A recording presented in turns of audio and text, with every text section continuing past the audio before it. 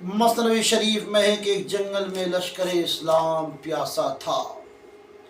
کسی کافر کا غلام پانی کا مشکیزہ لے کر اونٹ پر لادے ہوئے اپنے مولا کے پاس لے جا رہا تھا۔ سرکاری حکم سے اسے روک کر اس کے مشکیزے سے سارے لشکر کو پانی پلا دیا گیا۔ لشکر کے مشکیزے پانی سے بھر دیے گئے، لیکن غلام کا پانی اتنا ہی رہا۔ حضور علیہ السلام نے اس کالے غلام کو سینے سے لگا کر اللہ جانے ایک آن میں اسے کیا کیا دے دیا۔ وہ نہایت حسین و جمیل خوبصورت نوجوان ہو گیا۔ جب وہ اپنے مولا کے پاس پہنچا تو اسے وہ نہ پہچان سکا اور کہنے لگا تو کون ہے، میرا غلام کہاں گیا؟ وہ بولا میں ہی تیرا غلام ہوں کہ جس نے مولا نے کہا وہ تو کالا تھا، وہ تو حبشی تھا۔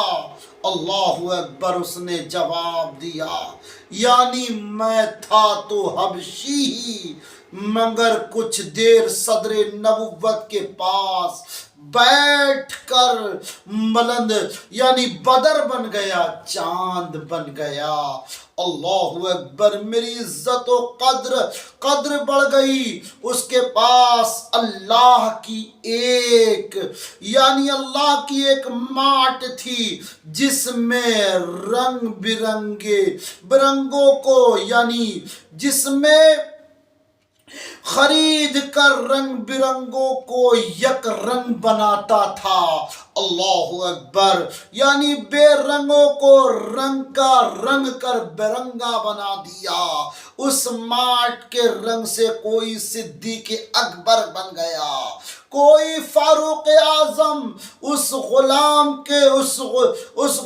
کے طفیل اللہ وہ رنگ ہم پر بھی چڑھا دے، یعنی وَنَحْنُ لَهُ عَابِدُونَ سے معلوم ہوا کہ عارفین تو رضائے الہی کے لیے عبادت کرتے ہیں، جنت کے شوق اور دوزخ کے خوف سے نہیں۔ اللہ اکبر، اگر رب تعالی جنت اور دوزخ کو نہ بناتا تو کیا عبادت نہیں کرتے؟ کیا عبادت نہیں کرتے؟ کیا عبادت کا مستحق نہیں ہوتا؟ خیال رہے، عبادت اور ہے اور عبودیت اور ہے، اور کچھ اور ہے اور عبودیت کچھ اور ہے۔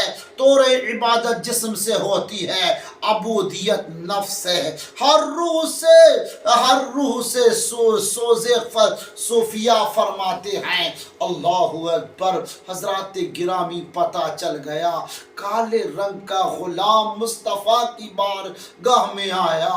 سرکار نے اس سے مشکیزہ لیا اور تمام صحابہ کو یعنی تمام صحابہ کو شرابور فرما دیا، لیکن اس کو بھی خالی جانے نہ دیا۔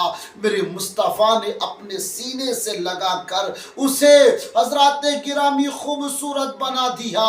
آقا کی بارگاہ میں آیا، وہ تو ایک حبشی غلام تھا، میرے مصطفیٰ کی بارگاہ میں حضرات کالا بلال پہنچا، اسے خوبصورت بنا دیا۔ اور حال یہ تھا حضرات گرامی جو یعنی امیہ کے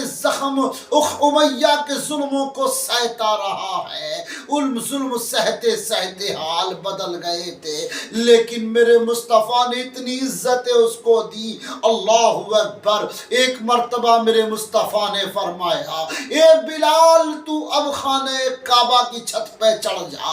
اللہ اکبر، حضرات جب یہ کہا کہ بلال تو کعبے کی چھت پر چڑھ جا تو تب حضرت عمر فاروق اعظم بولے یا رسول اللہ، अलैहिस्सलातु वस्सलाम बिलाल ही काबे की छत पर क्यों चढ़ेंगे? अल्लाहु अकबर। किसी और को इजाजत दे दे। मेरे मुस्तफ़ा फरमाते हैं यानी मक्के की गलियों में पिट पिट कर यानी पिटता रहा, उसके बाद पढ़े तो मेरा बिलाल अजान पढ़े। अल्लाहु अकबर। हजरात नहीं फरमाया बिलाल ही काबे की छत पर चढ़ेंगे।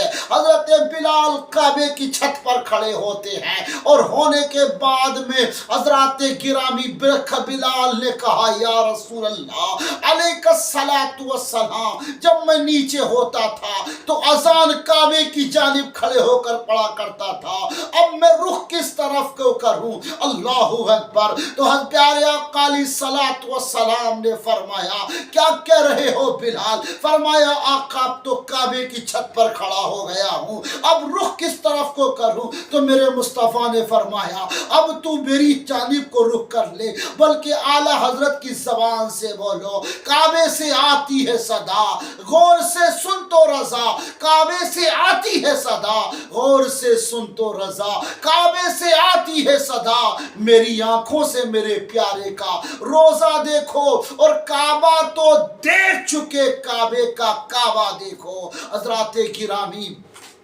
पता चल गया मेरे मुस्तफ़ा अलैहिस्सलातु वस्सलाम काबे का भी काबा है, लेकिन मुस्तफ़ा अलैहिस्सलातु वस्सलाम से प्यार का नतीजा निकला कि उमर फारूक आज़म नीचे है, सिद्दीक़ अकबर नीचे हैं, उस्मान गनी नीचे हैं, मौला अली नीचे हैं, हज़रत गिरामी तलहा ज़ुबैर नीचे हैं, तमाम सहाबा नीचे हैं, लेकिन बिलाल ऊपर है। बिलाल को ऊपर उठाया किसने है? अल्लाहु अकबर। ये मेरे मुस्तफ़ा के इश्क ने उठा दिया है, मुस्तफ़ा के प्यार ने उठा दिया है। कसम खुदा की मेरे आका अलैहिस्सलातु वस्सलाम के प्यार को दिल में बसाओ तो सही, कसम खुदा की तू जहां भी रहेगा सर उठाकर जीता रहेगा।